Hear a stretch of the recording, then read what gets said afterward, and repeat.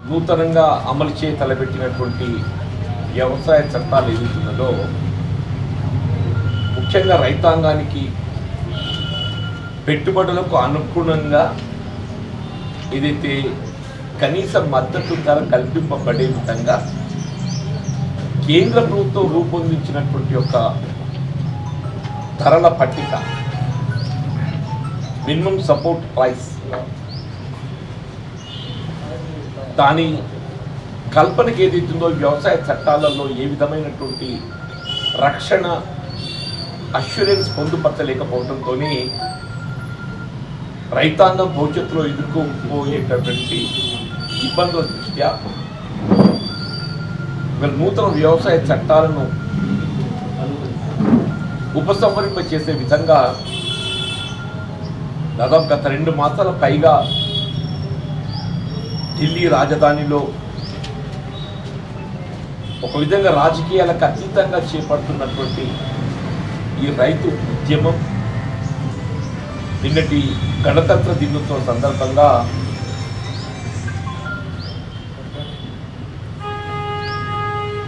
ఈ రైతు వ్యతిరేక చట్టాలను ఉపసంహరింప చేయడానికి కేంద్ర ప్రభుత్వంపై ఒత్తిడి తెచ్చే విధంగా ఏదైతే ట్రాక్టర్ ర్యాలీ నిర్వహింప చేయాలని చెప్పని తలపెట్టడం జరిగిందో అది హింసాయుత వాతావరణం చోటు చేసుకోవటం దురదృష్టకరం.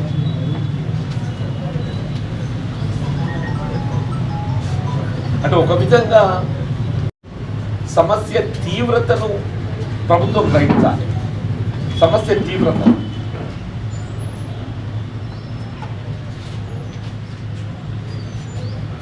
ఇవన్నీ రాజకీయాలకు అతీతంగా అని చెప్పడానికి ఉదాహరణ ఇందులో బీజేపీ భారతీయ జనతా పార్టీ సానుభూతి పరులు, ప్రత్యక్షంగా మోడీ గారి అభిమానులు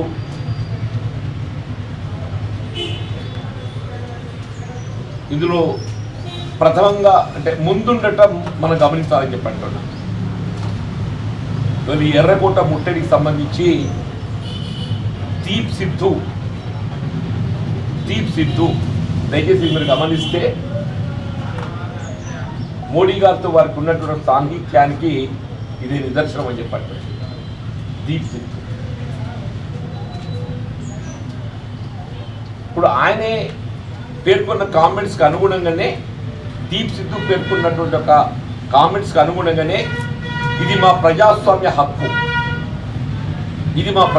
హక్కు, ఎర్రకోట వద్ద తాము ఎగిరేసిన సిక్కు మత పవిత్ర పతాకమైన నిషాన్ సాహిబ్ అని, ఇది ఎగిరేయడం ద్వారా తమకున్న ప్రజాస్వామ్య హక్కును వినియోగించామని దీప్ సిద్ధు ఓ ఫేస్బుక్ పోస్టులో పేర్కొన్నారు. త్రివర్ణ పతాకాన్ని తమ తొలగించలేదని ఆయన స్పష్టం చేశారు. హింసకు ప్రేరేపించినది నేనే అని యూనియన్ నేతలు చెప్పడానికి కనిపిస్తున్నా ఇది ఒక్కరి పని కాదు. 2 నెలల నుంచి రైతుల ఆందోళన సాగుతుంది. ఆవేశాలు మిన్నంటాయి. ఆగ్రహం కట్టలు తెంచుకుంటున్నప్పుడు నేనే చేశాను ఎలా నిందిస్తానని వీడియో పోస్టర్ ప్రశ్నించారు. ఇది ఏ ఒక్కరి ఫలితం కాదు, ఏ ఒక్కరి ప్రభావం కాదు. గత 2 మాసాలకెళ్ళి దేశ రాజధానిలో చేపట్టబడినటువంటి రైతు ఉద్యమ ఫలితం రైతుల్లో నెలకొల్పబడి ఉన్నటువంటి యొక్క నిరాశ, నిస్పృహ, ఆందోళన ఇవాళ ఈ నిన్నటి ఒక విధంగా హింసాయుత వాతావరణానికి మరి ప్రతీక అని చెప్పాలి తప్పదు చెప్పండి. ఇవాళ ఒకవైపు ఏదైతుందో కేంద్ర ప్రభుత్వం ఈ వ్యవసాయ చట్టాల అమలు ఏదైతుందో కొంత రైతు వ్యతిరేకంగా ఉండడంతో మేము 1.5 సంవత్సరం దీని అమలు నిలిపేస్తామని చెప్తున్నారు. దయచేసి ఇక్కడ గమనించాలి. నిజంగానే రైతు వ్యతిరేక చట్టాలు రైతు సంక్షేమానికి ఏమాత్రం భిన్నంగా లేకుండా ఉంటే ఈ చట్టాల అమలును మేము 1.5 సంవత్సరాలు నిలిపేస్తామని చెప్పని చెప్పవలసినటువంటి ఒక ఆవశ్యకత లేకుండే. మీరే 1.5 సంవత్సరం నిలిపేస్తామని చెప్పి సంబంధించినటువంటి ఒక మినిమం సపోర్ట్ ప్రైస్కి సంబంధించినటువంటి ఒక అష్యూరెన్స్ అందులో ఇది పొందుపరచలేకపోవడంతో ఈ 1.5 సంవత్సరం మినిమం సపోర్ట్ ప్రైస్ రైతుకు అందింప చేయటానికి గతంలో లాగా మేము కట్టుబడి ఉంటాము. 1.5 సంవత్సరాల తదుపరి ఏదైతుందో అప్పుడు స్వేచ్ఛా మార్కెట్ అనే నెపంతో ఏదైతుందో వీళ్ళ కార్పొరేట్ శక్తులు పెట్టుబడి వర్గాలు ఏదైతే ఈ వ్యవసాయ ఉత్పత్తుల సేకరణ లోపల ఏదైతుందో గుత్తాధిపత్యం అయిపోతుంది. చెప్పగానే కేంద్ర ప్రభుత్వం ఏదైతుందో అందులో ఉన్నటువంటి లోపాలను అంగీకరిస్తుంది. చెప్పగానే అందులో ఉన్నటువంటి లోపాలను వాళ్ళు అంగీకరిస్తున్నారు. మీరు ఏ 1.5 సంవత్సర కాలం ఈ నూతన వ్యవసాయ చట్టం అమలు నిలిపేస్తామని చెప్పని మీరు పేర్కొంటున్నారో, let it be stop till coming parliament elections. Let it be stop till coming parliament elections. ఇప్పుడు ఇంకో 2 సంవత్సరాలు 3 సంవత్సరాలు అయితే మళ్ళీ మనకు ఎన్నికలు రాబోతున్నాయి. మీరు జమిలీ ఎన్నికనా లేకుంటే విడి ఎన్నికనా ఏవి ఎన్నికైనా కానీ మళ్ళీ ఒక 3 సంవత్సరాల లోపల ఎన్నికలు వస్తాయి కదా, మ్యాక్సిమం పీరియడ్. అప్పుడు ఏదైతుందో మీరు ఈ నూతన వ్యవసాయ చట్టాల ప్రణాళికకు అనుగుణంగా మీ ప్రణాళిక ముందుకు పోండి. దానికి భిన్నంగా దాని దుష్పరిణామాలు రైతాంగం వివరిస్తూ మరి ప్రతిపక్ష రాజకీయ పార్టీలు ముందుకు పోతాయి.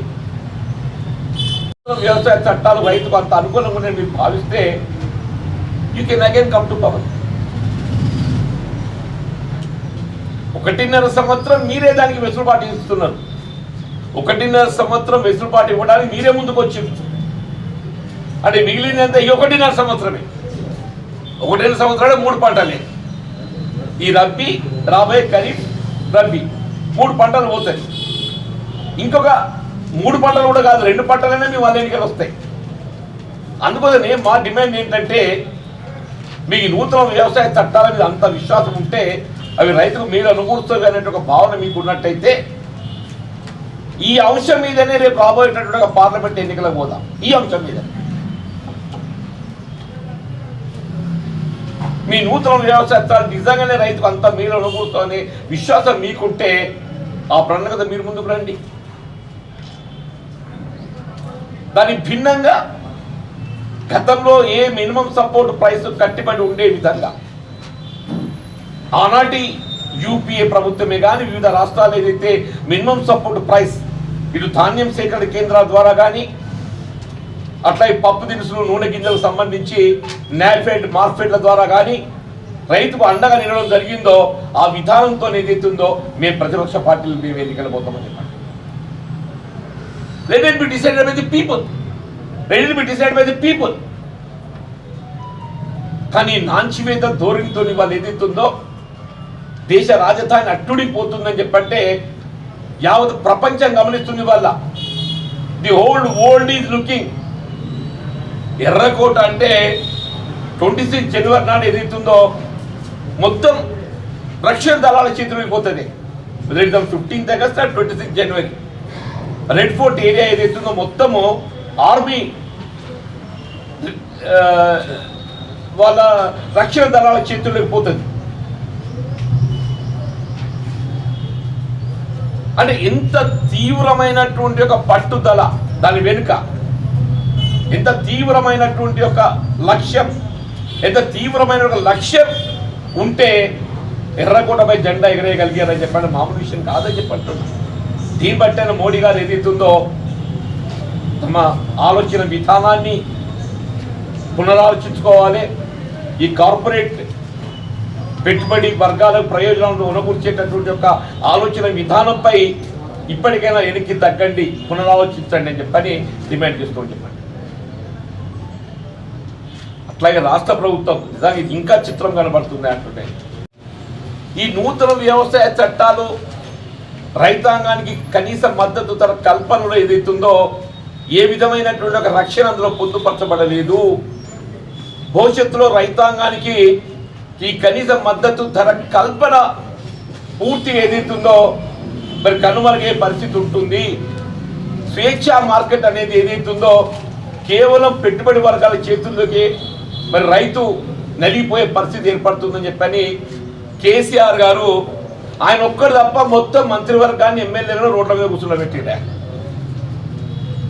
కేసీఆర్ ఒక్కడు తప్ప స్వయంగా ఆయన కొడుకు కేటీఆర్ యువరాజుతో సహా రేపు పట్టాభిషేకం అయితే ఎట్లుంటో తెలియదు, కానీ ఇప్పుడైతే ప్రస్తుతం యువరాజు ఆయనతో సహా మొత్తం మంత్రివర్గం ఎమ్మెల్యేలు అందరూ రోడ్ల మీద కూర్చున్నారు.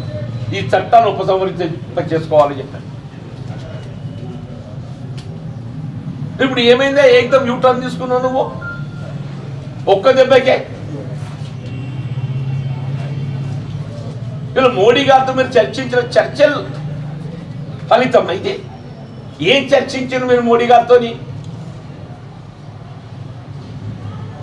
కోడంటాడు పొర్రు దండాలు పెట్టిండు అంటాడు. నువ్వు పొర్రు దండాలు పెట్టినవా, సాష్టాంగ నమస్కారం చేసినవా, ఏం చేసినవో కానీ ఈ రైతుల జీవితాలతో ఎందుకు చెలగాటలాడతావా అని చెప్పంటాను నేను. రైతుల జీవితాలతో చెలగాటలాడుతున్నావు అని చెప్పంటాను నేను. ఏ దమ్ ఏదైతుందో మొత్తం దేశంలో ఏ రాష్ట్రంలో లేని విధంగా ఈయన అందరికన్నా ముందుగా నూతన వ్యవసాయ చట్టాన్ని అమలు చేస్తా అని చెప్పి ప్రకటించేసిందా. ఏ పెద్ద మనిషి ఏదైతున్నదో ఈ నూతన వ్యవసాయ చట్టాల దుష్పరిణామాలను వ్యతిరేకిస్తున్నట్టు ఖండిస్తూ రోడ్ల మీద కూర్చున్నారో, అదే పెద్ద మనిషి ఏదైతుందో నూతన వ్యవసాయ చట్టాలకు అనుగుణంగా అమలుకి ఏదైతుందో అందరికన్నా ముందు నేనే ఎందుకు అక్కడ మోడీ గారికి ఒప్పుకొని వచ్చి మీ ఇద్దరి మధ్య జరిగే చీకటి ఒప్పందం ఏంటి? ఆ చీకటి ఒప్పందం పరిణామం వీళ్ళ రైతు బలెత్తుడని చెప్పండి.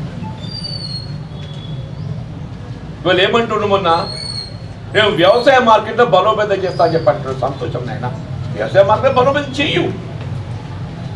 మరి ఆ వ్యవసాయ మార్కెట్లలో వ్యవసాయ ఉత్పత్తులు కల్పించాల్సినట్టుగా కనీస మద్దతు ధరకు ప్రభుత్వం అండగా నిలుస్తుందని ఒక్క మాట ఎందుకు పడతలేవే? ఏ నూతన వ్యవసాయ చట్టాలతో మార్కెట్లు కోల్పోబోయేటటువంటి ఆర్థిక వనరులను మీరు సమకూరుస్తామని చెప్తాడు, మార్కెట్లను బలోపేతం చేస్తామని చెప్తాడు. కానీ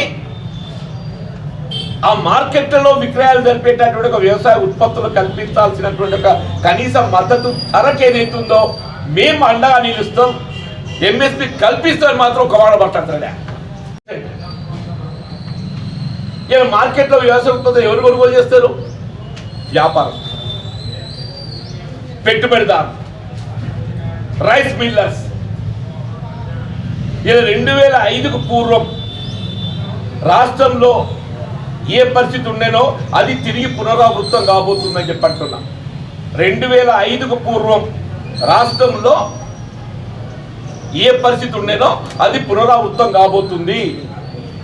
2005కు పూర్వం రైతాంగం ఏదైతుందో తమ వ్యవసాయ ఉత్పత్తుల విక్రయానికి, ప్రత్యేకించి ధాన్య విక్రయానికి రైస్ మిల్లర్లపై ఆధారపడి ఉండే పరిస్థితి ఉన్నాయి చెప్పండి.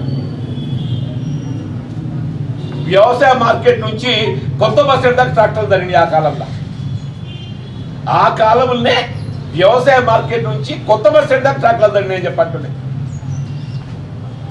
అప్పుడు ఎంఆర్ఓ ఉండగానే రామకృష్ణారెడ్డి ఇది రెడ్డి ఉండే పాపం ఈ తలకాయ దస్తి చుట్టుకొని దుమ్ముల పడి ఉండేది కొనిపిస్తే కూడా 50 రూపాయలు తక్కువ. ఎప్పుడు 400-500 రూపాయల మద్దతు ధర ఉన్న నాడు 50 రూపాయలు 100 తక్కువేనే. ఇప్పుడు నిన్న ఇవాళ 1888 ఉన్నది, రేపు బహుశా 2000 అయితే కావాలి న్యాయంగా. 2000 అయితే వాడు ఏకదం 200 తక్కువ చేస్తారా, 300 తక్కువ చేస్తారా? ఇవాళ దయా దాక్షిణ్యమే చెప్పంటు నేను. వీళ్ళు కేసీఆర్ గారికి ఏది ఇస్తుందో ఆ రైస్ మిల్లర్ గోపాలరావు గారు ఏం ఆలోచన చేసిండో, ఏం సూచన చేసిండో, కానీ ఆ ఇద్దరి సంప్రదింపుల ఫలితం ఏదైతుందో ఇవాళ ఈ ధాన్యం సేకరణ కేంద్రాలను ఎత్తివేయడానికి వచ్చిందా? నీకు రైస్ మిల్లర్లతో చర్చించి రైస్ మిల్లర్ల సంక్షేమం, వాళ్ళ లాభాల గురించి నీకు దానికి కట్టుబడి ఉంటుంది, దాని మీద నీకు ప్రేమ ఉంటుంది. అదే రైతు గురించి ఉండదు.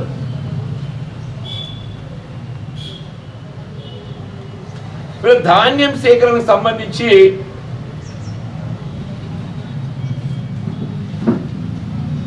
వీళ్ళ రాష్ట్ర ప్రభుత్వం పడేటువంటి ఆర్థిక భారం కేవలం మొబిలైజేషన్ అడ్వాన్స్ మాత్రమే. ధాన్యం సేకరణ నుండి తిరిగి ఆ ధాన్యం మరాడించి తదుపరి ఏదైతుందో మీరు ఎఫ్సీఏకి తరలించిన తర్వాత ఎఫ్సీకి వచ్చేటటువంటి డబ్బు ప్రభుత్వానికి జమ అవుతుంది. ఈ మధ్య కాలం లోపల ఏదైతుందో మొబిలైజేషన్ మాత్రమే. Normally it must be for 2 months.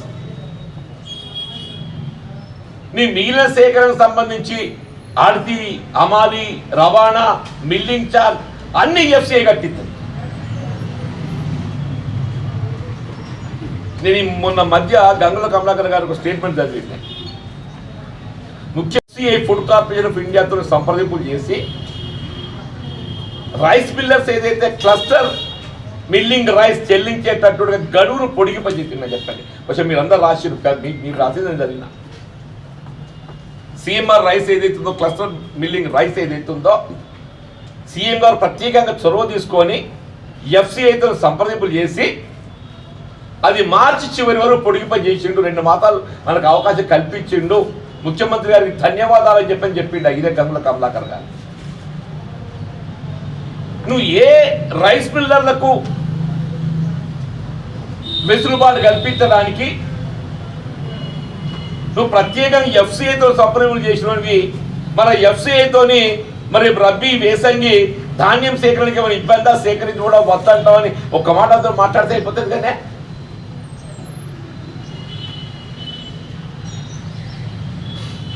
దేశంలో ఎక్కడ కూడా రేపు రాబోయే రబీ పంటకు ధాన్యం సేకరణకు ఏ విధమైనటువంటి ఒక ఆంక్షలు లేకుండా ఎఫ్సీఐ నుండి ఏ విధమైనటువంటి ఒక భిన్నమైన ఉత్తర్వులు వెలువడలేదు ఇప్పటికైతే. విధానానికి అనుగుణంగా మోడీ గారికి తాబేదారుగా, సామంతరాజుగా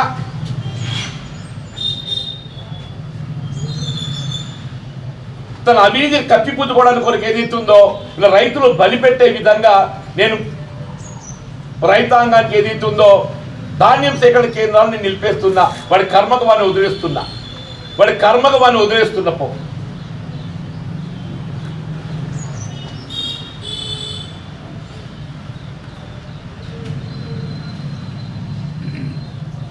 రైస్ మిల్లర్ చెప్తున్నా నేను ఇప్పటికి కూడా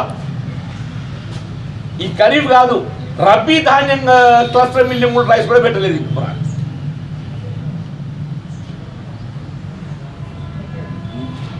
మొన్నటి రబ్బీ ఉంది కదా, ఇది మొన్న ఖరీఫ్ అయింది కదా, ఖరీఫ్ ముందు రబ్బీ ఉంటుంది కదా, దాన్ని కూడా ఇంక 20% పైన ఏదైతుందో రైస్ మిల్లర్ దగ్గర పెండింగ్ గడిచిపోయింది. దాని నిర్ణీత సమయం గడువు ముగిసి దాదాపు 6 మాసాలు గడిచిపోయింది అని చెప్పి అంటున్నాడు. ఇంకా కూడా మనకి సమయం ఎక్స్టెన్షన్ ఇస్తుంది తప్ప నీకు రైస్ మిల్లర్ల మీద ఉన్న ప్రేమ నీకు రైస్ మీద ఉండదానే. ఇలా రైస్ మిల్లర్ ఏదైతుందో వాడు రబ్బీలో సేకరించిన ధాన్యం అమ్ముకొని దాని లాభాలు గడించి మళ్ళీ ఖరీఫ్లో వచ్చే ధాన్యాన్ని ఏదైతుందో ఇది దాన్ని ప్రత్యామ్నాయంగా పెడతాడు.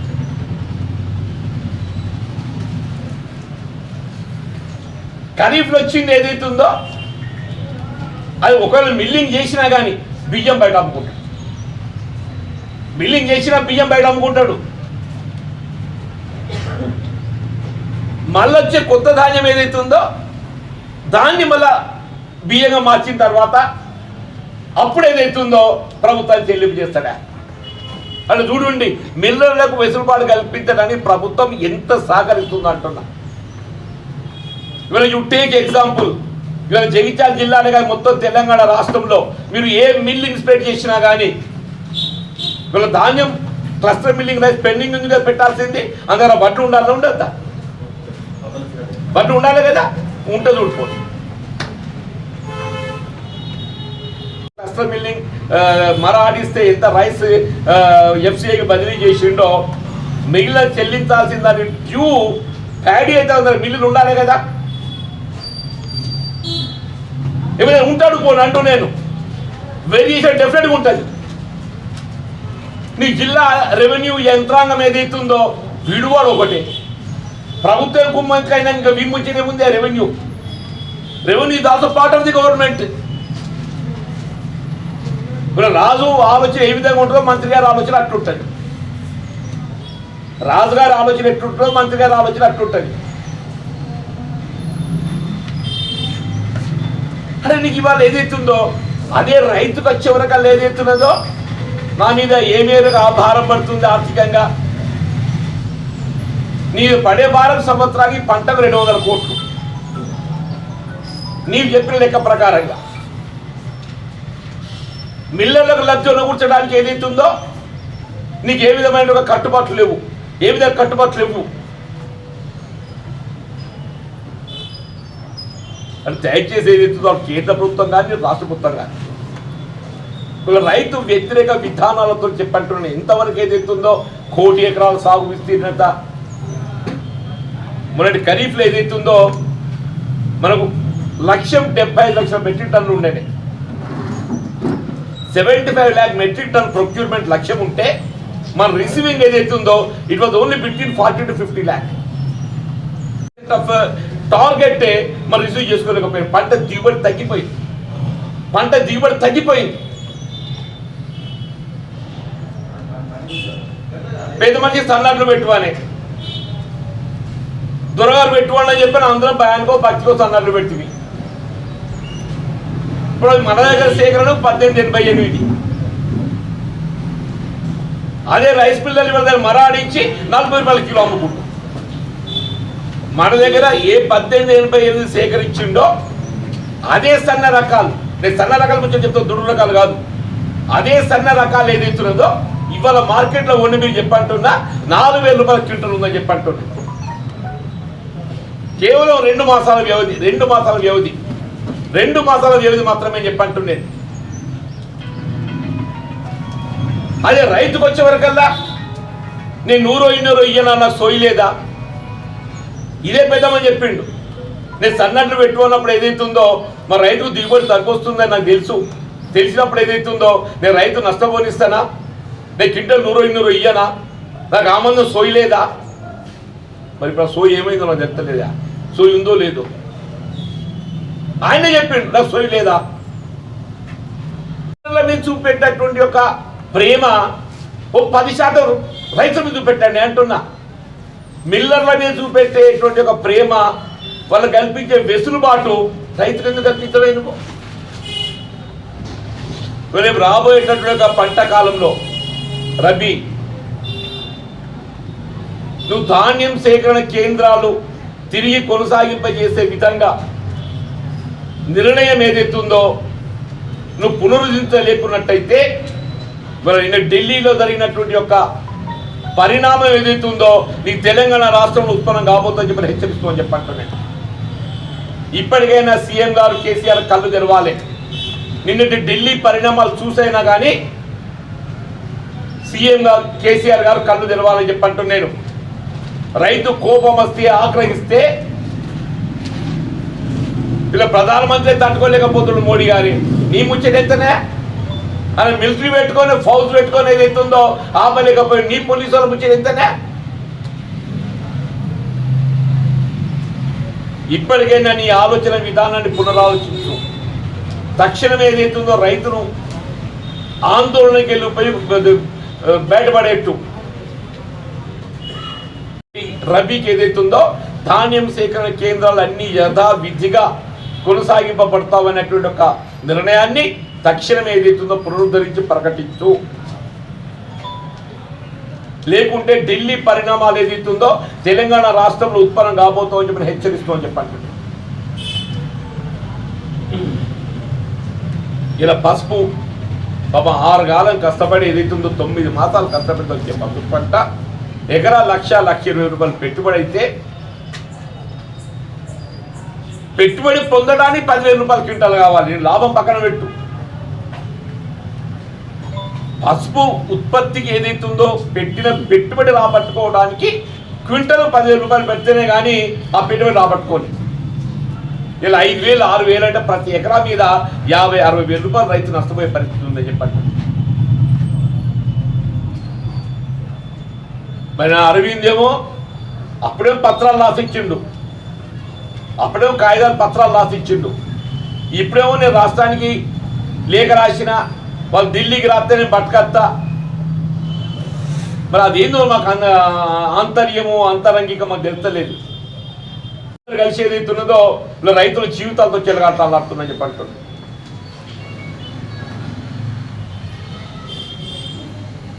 మరి ఈ రాష్ట్రం కూడా ఏదైతే ఉందో ఆ రాయమన్నట్టు ఓ రాత్రి అయిపోతుంది కానీ ఇది ఏం బీకింది. ఓ రాస్తే సరే వస్తే సంతోషం అదృష్టం, ఆయన చేతులు ఆయన ఎత్తులు పెట్టినట్టు అవుతుంది కదా, ఆయన చేతులు ఆయన ఎత్తులు పెట్టినట్టు అవుతుంది కదనే. నేను జనార్దన్ రెడ్డి గారితో మాట్లాడినా, ప్రిన్సిపల్ సెక్రటరీ అగ్రికల్చర్తో. లేదు సార్ మేము గతంలో రాసినాం. అరే రాస్తా మనలో ట్రయల్ ఏమైతుందంటే లేదు సార్ రాస్తామని చెప్పారండి. This is about week days back. వారం రోజుల క్రితం ఏదైతుందో రెండింటి మాట పసుపోటు గురించి కానీ ఈ పసుపు గిట్టుబాటు ధరకు సంబంధించి ఎప్పుడైతే అరవింద్ గారు సోమేష్ కుమార్ గారు కలిసి లేఖ ఇచ్చిన తర్వాత మీరు రాయండి మీది ఏం పోయింది, వస్తే సంతోషంగా మనకే మన రైతులు రాబడతారు కదా అని చెప్పంటే లేదు సార్ మేము గతంలో రాస్తే మనలో ట్రై అని చెప్పి రిమైండర్ రాయమని చెప్పాను.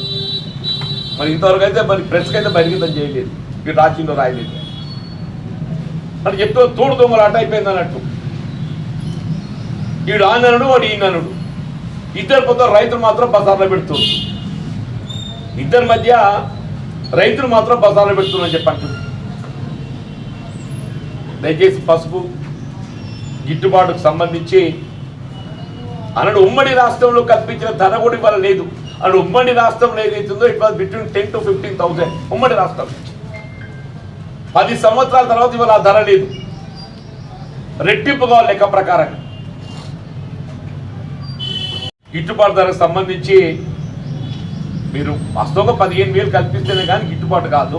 బట్ ఏ మేరకు మీరు నిర్ణయించి ఆ పసుపు కొనుగోలుకు సంబంధించి మరి కేంద్ర ప్రభుత్వం నాఫెడ్ ద్వారానా రాష్ట్ర మార్కెట్ ద్వారానా తక్షణమే చర్యలు చేపట్టాలని కూడా డిమాండ్ చేస్తున్నాం.